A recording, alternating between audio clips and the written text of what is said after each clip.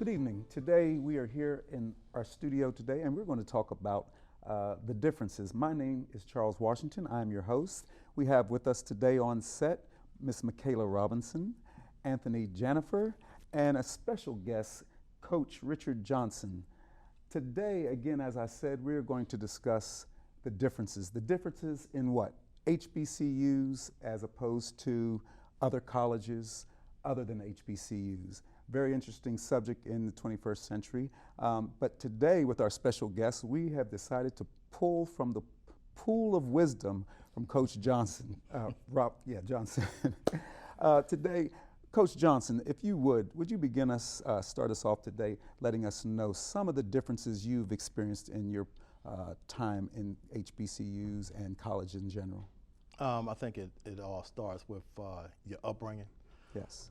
Your background. If you're not used to growing up around, I guess, in a I guess you could say, white society. Yes. When you go to an all-black school, you can feel the difference. And I think it takes a lot of getting used to, especially when you grow up in a urban area, and you have a lot of, I say, young Afro-American adults these days. They don't know how to make the difference between Assimilate. the two, right? or adapt to going into a new atmosphere. Okay. When you say going into a new atmosphere, you obviously we're referring to a school that would be predominantly white. Correct. And that is a problem that we've seen a lot in our society today. We've certainly integrated here in the United States. However, we're still experiencing quite a few problems with our integration with white society because there have been a number of differences in our society. Black people today, Afro-Americans, Africans in general, are becoming more aware of who it is they are. If you've taken an African history class recently in any of our higher learning schools, you'll know that we have become more aware, and if I would, we can look at it from the perspective of some of our sisters, if you will. The differences in hair. We're doing weaves, we're doing cornrows, we have a number of things. So maybe, Michaela, you could kind of enlighten us on some of the things that you may have experienced, maybe the way people look at you differently or how you might feel, say for instance here at PGC College, as opposed to if you were at a white college. Well, for sure, I think people are beginning to become more unique. Especially with different colored hair. You know how natural hair, especially, wasn't like popular in the last few years, but now it's really becoming to be really like I need that. I need to do that. I need to be natural. I need no chemicals. I need to show my natural curls. And so I really like how that's more accepted now. Like I'm watching like a little TV show right now that's just talking about back in the 80s how much it really wasn't like accepted for real. Well, not in the 80s, how it wasn't accepted, but how other races kind of looked at it like your hair is just too big. You need to do something with it. You need to straighten it, make it look more neat. Like neat does not mean not curly and not pretty. So it's very interesting. And I definitely love trying out different colors and changing my hair every like month and a half. I like looking different, and showing my personality along with it. So I just really like how it's kind of more accepted, but you're still looked at like, oh, like why she do that, And it's just like keep your comments to yourself. You know what I'm saying? She's having fun. She's trying out new looks, and it's so many looks that are just cute. You know what I'm saying? Real pretty. To your point, not too terribly long ago, I saw a special on TV where an African-American young lady was sitting in a classroom, and she was pulled out of the classroom and told not to come back to the school until she got rid of her locks. That is today in our 21st century schools. We're experiencing that sort of thing, which begs the question, are we really accepted as African Americans and our traditions? I mean, we're okay as long as we comply with society's goals. It's okay for a white man to grow a beard, but for a black man to grow a beard, you're looked at on a job as if you're hiding something. I've been told that from African Americans. Anthony, in particular, you have locks. Yes. And you've gone to an HBCU. Yes. What do you see, or how are your feelings concerning that? Well, I didn't lock my hair until after college. I went to Morehouse. Great school, by the way. It was fun. You know, Okay. 4 years. I wouldn't do it again, but I'm grateful for the experience. I wouldn't do it twice. But college was an interesting experience for me. I grew up here in PG County, so I grew up around a lot of black people. I never felt removed from the community in a sense. I did feel like I didn't necessarily fit in, but I never had an identity crisis where I didn't know myself as a black person in that sense. And I also learned how to code switch growing up very easily. Listening to my mother on the phone, my grandmother on the phone, how my grandmother operated at work. So like they act different when they talk to these people or when they're in this space. And all these people they act different around are white or they black and they got a lot of money. So I went into college knowing how to code switch and understanding how the world works and knowing that being at a black school wasn't an exact representation of the real world. So it didn't give me false hope when it came to like going for jobs and how I'm seen in society, but it did make it a little bit easier learning, being in an environment where I didn't have to code switch, where I didn't feel like I was the token black guy, where I didn't feel like nobody really understood me. If anything, I got to know myself as a black man more being surrounded by all black people and seeing blackness in different ways, not just what I grew up around. Sure. So it was a good experience for me. And like I said, it didn't affect how I looked at the world. I knew where I stood in the world, in the job market, in society as a whole, but having that space where I felt safe as a black man in a sense and learning from other black people, it benefited me. Sure. But again, that's just my experience, and some people have different, but that was my journey through it. Just to borrow from the expression that you gave, code switching. Yeah. I'm probably a little older than some of the guests that we have here.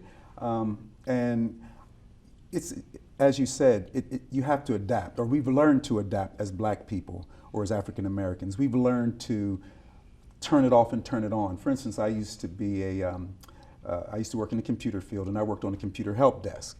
And a buddy of mine who happens to be from Southeast DC would call me from time to time, and because I was on a headset, a call would come in and I would say, hold on, man. I'd put him on hold and I would start talking to someone. And when I came back, it was as if I was still speaking to the person that I had on the line. Now, him being from Southeast DC, he speaks different dialect. I've learned to come to grips with it.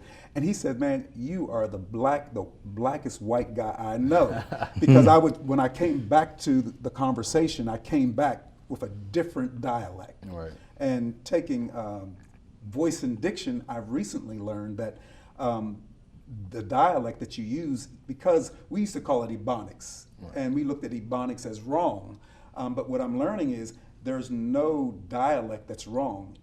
Dialects are regional. So if in Southeast DC we're speaking quote unquote Ebonics, that's not wrong. It's the dialect. As if there are different dialects in Hebrew, they have Yiddish, and any other culture. Right. I mean, if you look at American English and how it differs from British English, like it's completely different in some senses. So it's always funny how certain dialects of English and the communities that speak them, how they're treated and valued in society. It's very interesting to look at and watch. Yes. So my daughter went to Maryland University, and she was treated somewhat differently.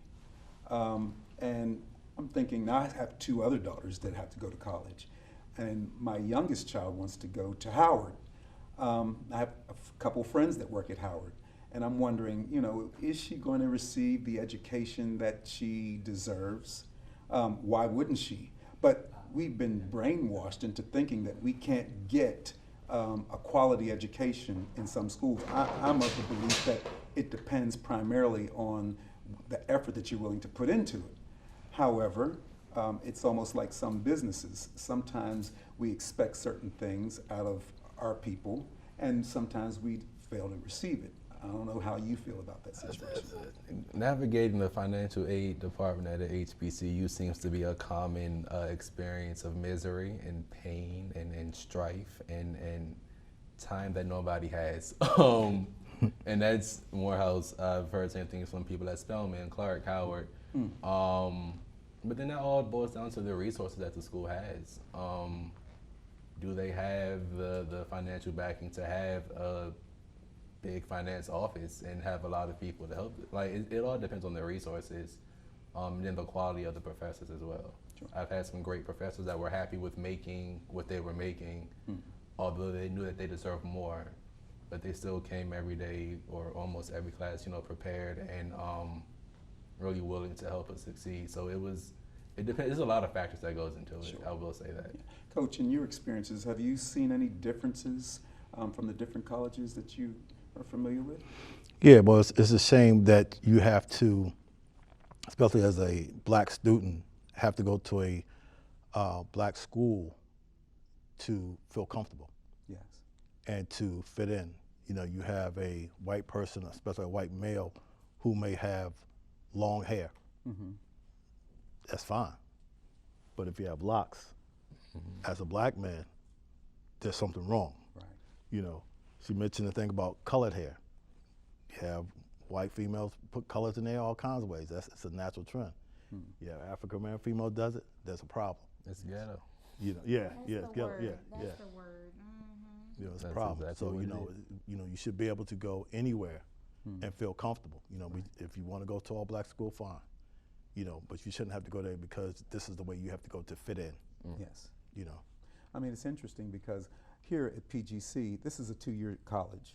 Okay, so quite a few of us are looking to transfer into another college. Do we have any particular colleges in mind that we're interested in transferring to? And are they HBCUs? And if so, if not, why not? Well, I think I wanted to go to Towson. I like their school. It's very beautiful, like their track. I was looking at the times with their track team. I'm like, okay. I do have to visit it again, and I do not know for sure if it's an HBCU. Is it? No, it's not. But I definitely would have to check it out a little bit more. But I've heard so much negative stuff about Bowie State. Like I've heard that their whole, pretty much everyone who's in charge, everyone's black, and they don't give the students what they need, and it's like they don't care much for them. And I'm like, well, dang, what I'm saying? Like, that doesn't look good for us, what I'm saying? That doesn't represent us very well. And, or College Park, we'll see definitely, which one will better work out for me. But I was feeling Towson, what I'm saying? Yeah. I want that type of life, Now, I mean, the college that we go to should benefit us.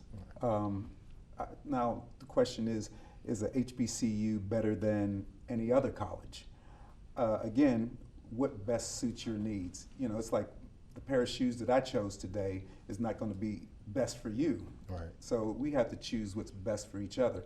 Of course, those who are older and maybe been through some things and experienced some things, we can also rely on the wisdom of those people that have gone on before us and experienced those things. Right. One of the last things we could actually talk about here today is the costs. Are there any cost differences that you're aware of, having gone to an HBCU? No, I feel like it all depends on the school and where it's located, and how it's run. For me, Morehouse, I was a small college. My tuition was about $40 a year. Okay. And I know there are PWIs that are more expensive, that are less expensive. There are HBCUs more expensive, less expensive. So it depends on the school, the name, and what all is behind it. Okay. Well, that was a good conversation. We'll have to continue this on our next segment. Thank you very much to our special guests and to those that are here. We'll see you again this time next week. Awesome. Thank you.